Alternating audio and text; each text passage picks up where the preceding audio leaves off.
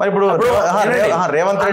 Revanth Reddy PC Ghosh కు చెప్తే PC Ghosh ఆయన అంత పెద్ద జడ్జి ఆయన రిపోర్ట్ లో ఇప్పటి వరకు పబ్లిక్ డొమైన్ లో పెట్టలే వాళ్ళకి దమ్ముంటే పబ్లిక్ డొమైన్ లో పెట్టినాక మాట్లాడు పబ్లిక్ డొమైన్ లో పెడితే అందరూ చదువుకుంటా ఆయన కూడా జడ్జే కదా పీసీ ఘోష్ అంటే ఆయన పీసీ ఘోష్ ఇప్పుడు జడ్జి కాదు జడ్జి రిటైర్ అయ్యిండు అదే రిటైర్ అయినాక ఏ కమిషన్ అయినా గట్టిగా ఉంటది రిటైర్ అయిన వాళ్ళనే పెడతారు వాళ్ళకి అనుభవం ఉంటదని ఆయన టెక్నికల్ ఇంజనీర్ కాదు ఇవన్నీ కాదు కాబట్టి ఇప్పుడు ఆయనను కూడా ఇటు అపోజిషన్ విమర్శిస్తున్నది ఆయన కూడా విమర్శిస్తున్నది ఇవన్నీ ఇందిరాగాంధీ మీద వేస్తే కూడా కమిషన్లు నిలవాలి ఈడ నిలవాలా వాళ్ళు చెప్తున్నారు అది నిలబడతాదని బీసీ ఘోష్ ఇచ్చిన రిపోర్ట్ ఆధారంగా వీళ్ళు సిఐడి ఎంక్వైరీ చేసి వీళ్ళు కేసు పెట్టారు మీరు ఓన్లీ ఈటల పేరు పెట్టడాన్ని తప్పుపడుతున్నారా ఇంకేమైనా తప్పులు ఈటల పేరు పెట్టడాన్ని తప్పుపడుతున్నా రాష్ట్ర ప్రభుత్వం ఆ ప్రాజెక్ట్ లో జరిగిన అవకతవకలను వెలికి తీసి చట్టం ముందు దోషులు నిలబెడితే నేను వ్యతిరేకం కాదు చెప్తున్నా క్లియర్ చెప్తున్నా ఏ పాటు కాదు నేను వ్యతిరేకం కాదు పార్టీ ఎందుకు ఈటలకి పెద్దగా సపోర్ట్ గా నిలబడతలేదు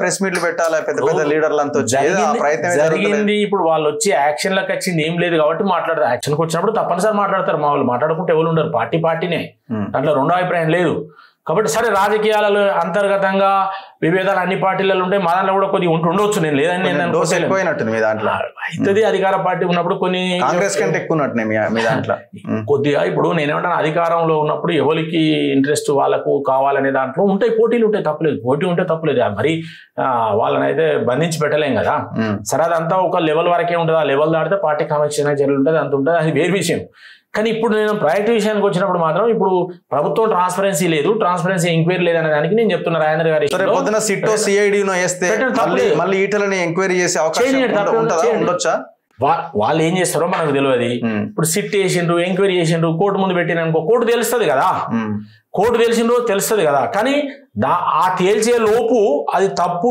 కాదు అని తేల్చే లోపు ఈ లోపు డ్యామేజ్ చేయొచ్చు అనేది వాళ్ళది ఏ కేసు అయినా అంతే ఉంటది కానీ డ్యామేజ్ ఇప్పుడు ఆయన ఘోష్ కమిషన్ ముందు అటెండ్ అయినప్పుడు కూడా కొంత కేసీఆర్ కి అనుకూలంగా మాట్లాడిన అన్నది బీఆర్ఎస్ వాళ్ళే బాగా ట్రోల్ చేసుకున్నారు ఆయన మాట్లాడిన దాన్ని ఏం చేసిండ్రు ఆ రోజు ఆయనే ఆర్థిక మంత్రిగా ఏంది అనేది మాట్లాడిండు బీజేపీ నాయకునిగా కాకుండా ఒక ఆర్థిక మంత్రిగా నా పాత్ర ఏంది అనేది చెప్పిండు ఆయన చెప్తే కేసీఆర్ కు సపోర్ట్ చెప్పినట్టు ఎట్లయితుంది బీఆర్ఎస్ వాళ్ళు దానికి వాళ్ళకి అనుకూలంగా మలుచుకున్నారు నేను మలుచుకోలేదని అంటలేను ఇప్పుడు ఎవడెట్లా మలుచుకున్నా కూడా అక్కడ నేను సంతకం పెట్టి క్యాబినెట్ లో తీర్మానం అయింది ఈ ప్రాజెక్ట్ క్యాబినెట్ లో తీర్మానం అయిందని సంతకం పెట్టి మీ మినిస్టర్లు అందరు సంతకం పెట్టిన తర్వాత నేను పెట్టలేదని చెప్తాడా నేనే అడుగుతున్నా చెప్తారా అట్లా ఆ రోజు ప్రాజెక్ట్ అప్రూవల్ అయింది సంతకం పెట్టమంటే క్యాబినెట్ లో సంతకం పెట్టామని చెప్పిండు ఇప్పుడు ఇట్లా చెప్పొచ్చు కదా అవునయ్యా అలా తప్పులు జరిగినాయి వాస్తవాలే అవన్నీ తప్పులు జరిగింది ఎవరు కాదంటున్నారు కానీ మేము కేసీఆర్ ని ఓవర్కమ్ చేసి అన్ని క్వశ్చన్ చేసి పొజిషన్ లో మేము లేము కదా అని పాయింట్ చెప్పొచ్చు కదా కానీ ప్రజలు యాక్సెప్ట్ చేస్తారేమో ఎప్పుడు కానీ కోర్టులో కానీ జడ్జి దగ్గర కానీ అడిగిందే చెప్తారు అడగని చెప్పారు నంబర్ 1 అడిగింది చెప్పినాక బయటకు వచ్చి చెప్పిండు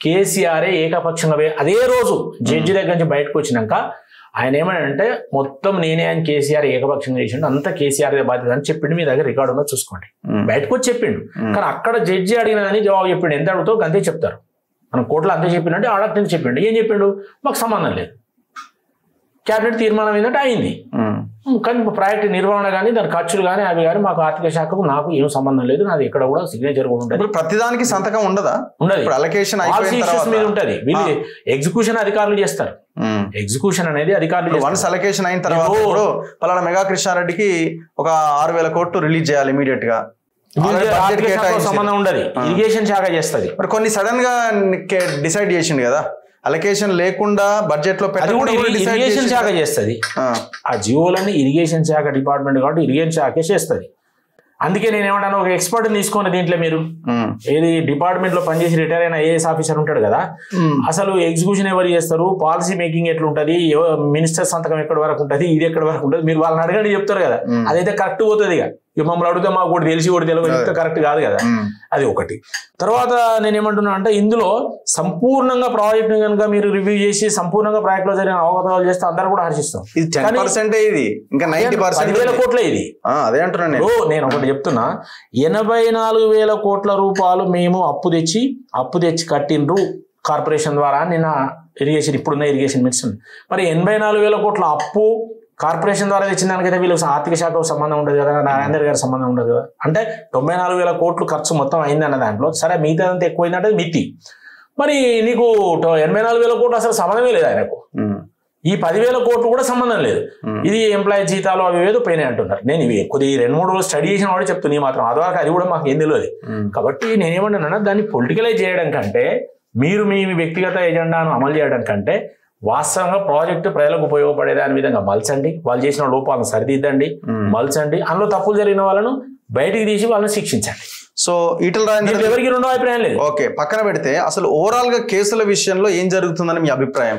కేసీఆర్ మళ్ళీ మేల్కొన్నాడు, మళ్ళీ వరుస మీటింగ్. ఒక విషయం చెప్పాలా? ఎందుకంటే మళ్ళీ నాకు నోటీసులు వస్తాయేమో లేకపోతే ఇంకేదైనా జరుగుతుందేమో అని మళ్ళీ రివ్యూలు పెడుతున్నాడు ఫామ్ హౌస్.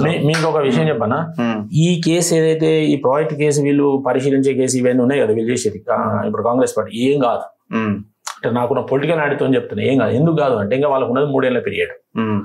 వీళ్ళు సిట్టో గిట్టో వేసి ఇమీడియట్ నేను కేసీఆర్ అరెస్ట్ చేస్తారని నమ్మకం నాకు లేదు, ముట్టుకోరు. పొలిటికల్ గా ఆలోచిస్తారు. ఇప్పుడు అసలు ఈ లోకల్ బాడీ దాకా ఇది నడిపిస్తారు. లోకల్ బాడీ తర్వాత ఇప్పుడు జయతి ఘోష్ కమిషన్ ఉంటే మీకు చెప్తున్నా పక్కకు పోయిందా లేదా, అగ్రికల్చర్ మీద ఎన్ని సలహాలు ఇచ్చింది ఒక్కటి తీసుకున్నారా? ఆమె కూడా బెంగాలే, ఈయన కూడా బెంగాలే. ఇట్లనే ఉంటుంది ఈ కమిషన్ అని పక్కకు పోతాయి. పక్కకు పోయిన తర్వాత వీళ్ళు వాళ్ళ మీద బురద చల్లుతారు. వాళ్ళు ఎందుకు చల్లుతారో కూడా చెప్తున్నా నేను. ఇప్పుడు ఒక రాజకీయ పార్టీగా కాంగ్రెస్ పార్టీ ఏమన్నా నిజాయితీ ఉన్నదా? ఇప్పుడు నువ్వు ఇప్పుడు నీ ఎన్ఓసీలు ఎన్ని ఇచ్చిన భూములో గవర్నమెంట్ భూములోకి ఇవ్వాలా ముఖ్యమంత్రి? ఇప్పుడు అవి తీయరా? రేపు ఇంకో గవర్నమెంట్ వస్తే అలా నువ్వు ఇరుకవా? అది తెలియదా వాళ్ళకు? ఎన్ని ఎన్ఓసీలు ఇస్తున్నావో తెలుసా? ఎన్ని వేల కోట్లు పోతున్నాయో తెలుసా? మీరు భూముల విషయం చెప్పిన మీరు కన్స్ట్రక్షన్ లో ఎంత పర్సెంటేజ్ తీసుకుంటారో ఫైల్ కావాలంటే 70 నుంచి 100 రూపాయలు పెట్టుకున్నారని బిల్డర్ చెప్తున్నారు, నాకు తెలియదు అది. కాబట్టి మీరేం నిజాయితీగా లేరు కదా. మంత్రులు ఎక్కడెక్కడ శాఖల వారిగా మీ పర్సెంటేజ్ మీరు పెట్టుకున్నారని కూడా ఎక్కుస్తున్నది కదా. మీరేం కరెక్ట్ ఉండి అవతలని ఏమైనా చేద్దామంటే మీరు క్యారెక్టర్ ఉండి బయటపడితే వీళ్ళు పోయిన తర్వాత అప్పుడు బయట. అందుకే నేను అందుకే ఇవి కూడా అసొంటివే కాబట్టి దాని అరే నువ్వెంత అంటే నువ్వు అంటారు వాళ్ళు కూడా అంటారు కాబట్టి గిట్టనే పొలిటికల్ గా మాట్లాడుకునే కాలం. ఇప్పుడు 2 నెలల తెలలేదా? 2 నెలల ఫార్మా భూములు తీసుకున్నారా? తీసుకున్నా నువ్వు చెప్పు. నువ్వే వీడియోలు పెట్టినావు కదా, నేను కూడా మాట్లాడినా కదా. 14,000 కోట్లు 14,000 ఎకరాలు అయినా 15,000 ఎకరాలు. ఇప్పుడు అదే కేటీఆర్ ఏమంటాడు వాపస్ ఇవ్వండి రైతులకు అంటాడు. అప్పుడు గుంజుకున్నాడు, ఇప్పుడు వాపస్ ఇవ్వ అంటాడు. అప్పుడు నువ్వు ఎట్లా గుంజుకున్నావు ఆయన అన్నాడు, ఇప్పుడు వాపస్ ఇవ్వండి ఇవ్వాలని ఈయన అంటాడు.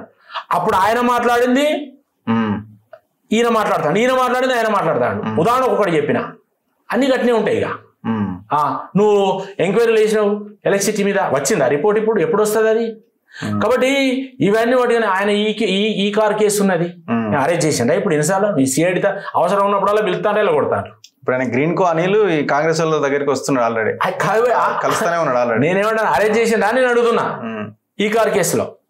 ఇంకా అట్లా ఎన్ని ఉన్నాయి చెప్పు నాకు. ఫోన్ ట్యాపింగ్ ఉంది, అదే ఫోన్ ట్యాపింగ్ మేము అందరం నేను కూడా పోయి ఎవిడెన్స్ ఇచ్చిన నాది కూడా అయింది. మీరు కూడా పోయిరా? మేము 10 మంది మేము రాజేందర్ గారు మేము అందరం కలిసి మరి 2021లో అది ఫోన్ ట్యాపింగ్ చేసిండ్రు హుజురాబాద్. అందులో మాది ఉన్నది. మళ్ళీ 23 ఎన్నికలలో చేశారు నా ఫోను. అంటే రాజేందర్ గారితో పాటు ఇంకా చాలా మంది నాది కూడా చేసిరా. నాది కూడా చేసారు. నాది చేస్తే నాకు పోలీసులు నోటీస్ ఇచ్చారు నువ్వు రమ్మని. అంటే రాజేందర్ గారు మేము అందరం ఒకటేసారి పోయినాం. పోతే ఆయన ఆడియో వినిపించరా? చెప్తున్నా 2021లో జితేందర్ రెడ్డి రాజేందర్ గారు మాట్లాడుకున్నది వినిపించారు. జితేందర్ రెడ్డి ఇన్ఛార్జి జితేందర్ రెడ్డి గారు రాజేందర్ గారు మాట్లాడుకున్న వీడియో వినిపించారు. ఆడియో వినిపించారు. ఆఫీసర్ వాళ్ళ సిట్ ఆఫీసర్ ఎవరైతే ఉన్నారో ఆడియో వినిపించాడు. అందరు విన్నాం. తర్వాత మీది మాదో ఏది ట్రాప్ చేసిన దాని మీద ఎవరు మేము మా రాజేందర్ గారు ఇన్ఛార్జ్ పెట్టుకున్నారని మాది వినిపించలేదు. మాది వినిపించలేదు కానీ ఉన్నాయి, అందరివి ఉన్నాయి కానీ అన్ని వినిపించేంత సమయం ఉండదు కదా. షాంపిల్కి వినిపించారు ఒకటి 2 వినిపించి అక్కడికే 3 గంటలు పట్టింది మాకు. వినిపించారు. మా అందరితో సంతకాలు తీసుకున్నారు, అందరు అఫిడవిట్లు తీసుకున్నారు. కాబట్టి అంటే అదొక మాకు ఫస్ట్ టైం మేము పోవడం. ఫస్ట్ టైం వాళ్ళు చెప్పేదంటే వాళ్ళు ఎంతసేపు మాకు గంట సేపు ఎక్స్ప్లెయిన్ చేసి ఎట్లయింది అనేది. ఆ ఆఫీసర్లు దీన్ని మొత్తం ఏదైనా మనం కొట్టేస్తామంటాం కదా, అట్లనే ఇదంతా కొట్టేసినట్టు చేస్తే అది టెక్నాలజీ బాగున్నది కాబట్టి గూగుల్లో ఉన్నది కాబట్టి వీళ్ళు అంతా తీసేసినాక డిలీట్ చేసినాక కూడా మళ్ళీ వచ్చిందట. మళ్ళీ దాన్ని దొరకబట్టుకొని వీళ్ళు డెవలప్ చేసుకున్నారట. రాజేందర్ బయటకు వచ్చి ప్రెస్ లో చెప్పిండు మొత్తం. అందులో ఈ పార్టీ ఆ పార్టీ ఏం లేదు. తను రాజకీయంగా ఎవరు టార్గెట్ ఉంటే వాళ్ళని చేసి పారేసాడు. వాళ్ళు టీఆర్ఎస్ లో కూడా చేసిండ్రు, కాంగ్రెస్ లో చేసిండ్రు, బీజేపీలో అందరూ చేసిండ్రు. 2021 ఎలక్షన్ అయితే ప్రతి వర్డ్ అందరూ చేసిండ్రు. కాబట్టి ఫోన్ ట్యాపింగ్ లో ఏం తెలియ పరిస్థితి లేదు. వీళ్ళు కూడా ఫోన్ ట్యాపింగ్ చేస్తున్నారు. ఇంకా వీళ్ళు అడ్వాన్స్ టెక్నాలజీ అంటే ప్రైవేట్ వాళ్ళతో చేస్తున్నారు అని అంటున్నారు. రేవంత్ రెడ్డి ప్రైవేట్ వాళ్ళతో చేస్తున్నారు, వాళ్ళు గవర్నమెంట్ అధికారులతో చేయించారని. సరే వాళ్ళు మీ ఇనిషియేటివ్ ఏది? ఇప్పుడు ఫర్ ఎగ్జాంపుల్ మీకు ఒక విషయం చెప్తాను, ఫోన్ ట్యాపింగ్ ఉన్నది సార్, నేను ఫోన్ ట్యాపింగ్ ఉన్నది. కేసీఆర్ చెప్పని చెప్తారా? మరి ఇప్పుడు కేసీఆర్ ఇరికిండు, అయిన్లా అధికారులు ఇరికిండ్రు. సేమ్ కాళేశ్వరం అంతే, అదే చెప్తున్నా, సేమ్ కాళేశ్వరం. మీరు చేయాల్సిన బాధ్యత మీరు కేంద్రం నుంచి మీరు చేస్తున్నారా? నేను ఒక ఎగ్జాంపుల్ చెప్తాను. ఇప్పుడు ఫోన్ ట్యాపింగ్ తీసుకుందాం. ఫోన్ ట్యాపింగ్ కేసులో ఫామ్ హౌస్ ఎమ్మెల్యేల కొనుగోలు కేసు అని బయటకు వచ్చింది కదా, మిమ్మల్ని కార్నర్ చేసి మొత్తం ట్రాప్ చేయడానికి ప్రయత్నం చేశారు కదా. సో ఆ కేసులో ఆడియోలు బయటకు ఎట్లా వచ్చిందంటే ట్యాపింగే. ఆ కేసులో హైకోర్టు సింగిల్ బెంచ్ ఇచ్చింది సిబిఐకి ఇవ్వాలని, హైకోర్టు డివిజనల్ బెంచ్ ఇచ్చింది సిబిఐకి ఇవ్వాలని, మళ్ళీ కేసీఆర్ ఏం చేసింది, సుప్రీంకోర్టుకు పోయాడు. సుప్రీంకోర్టులో స్టిల్ ఈనాడు కూడా కేసు పెండింగ్ లోనే ఉంది. అయితే ఇప్పుడు అది మీరు ఇనిషియేట్ తీసుకుంటే ఎందుకు జరగదు చెప్పండి? అంటే ఇనిషియేట్ ఏంటనే ఉండేనండి, అది జ్యుడిషియల్ లెవెల్ ఉన్నప్పుడు ప్రభుత్వం ఎట్లా ఇనిషియేట్ తీసుకుంటుంది? జ్యుడిషియల్ లెవెల్ ఇంప్లీట్ అవ్వాలా, మీరు ఒక పిటిషన్ వేయాలి, ఎస్ ఇది దేశ భద్రతకు సంబంధించిన విషయం. మా సంతోషి పక్షాన వేసిండ్రు, ఇన్వాల్వ్మెంట్ లేదని చెప్పిండ్రు, అవన్నీ చెప్పిండ్రు. అది ఇప్పుడు కోర్టులో ఉన్నది, కోర్టులో ఉన్న దాని మీద ఎవరు ఏం చేయలేరు. సెంట్రల్ అయినా స్టేట్ అయినా ఏం చేయలేదు. ఒకసారి కోర్టుకి వెళ్ళిన తర్వాత కోర్టు పరిధిలో ఉంటుంది, వాళ్ళు కావాల్సిన వాళ్ళు వాదిస్తారు, వీళ్ళు కావాల్సిన అడ్వకేట్ వీళ్ళు వాదిస్తారు. సరే ఫలితం ఏం వస్తుంది మనం చూడాలి, ఓకే అంతే. కాబట్టి అట్లనే నేను ఏమంటున్నా అంటే, ఇవాళ ఈ గవర్నమెంట్ ఏదో మొత్తం అవినీతి అంతా బయట తీసి నేరస్తున్నదో జైలు పంపుతుందని ఊహించుకొని మనం ఏదో ఉండాల్సిన అవసరం లేదు. కాబట్టి ఇవ్వలైనా రాజకీయంగా ఎన్ని రోజులు మనం సక్సెస్ఫుల్గా రాజకీయాలు ఉంటాం అనే దాని మీద ఉన్నారు. సక్సెస్ఫుల్గా మనం ఎంత సంపాదించుకుంటాం, మళ్ళీ ఎన్నికలలో మళ్ళీ ఎంత ఖర్చు పెట్టగలుగుతాం, ఇదే ఆలోచన తప్ప ఏమున్నది. మీకు ఒక ఉదాహరణ చెప్తున్నా. ఇప్పుడు వీళ్ళు ఎన్ని హామీలు ఇచ్చిండ్రో, మేనిఫెస్టోలు అన్ని బూటకం అండి. ఇప్పుడు నేనేమంటే ఎన్నికల మేనిఫెస్టోల మీద మీ మీడియా అటెన్షన్ పెట్టాలి. ఎన్నికల మేనిఫెస్టోలు అన్నీ కూడా బూటకము, ప్రజలను మోసం చేస్తున్నాయి. అసలు బడ్జెట్ లోపు ఒక్క మేనిఫెస్టో లేదు. Yeah okay.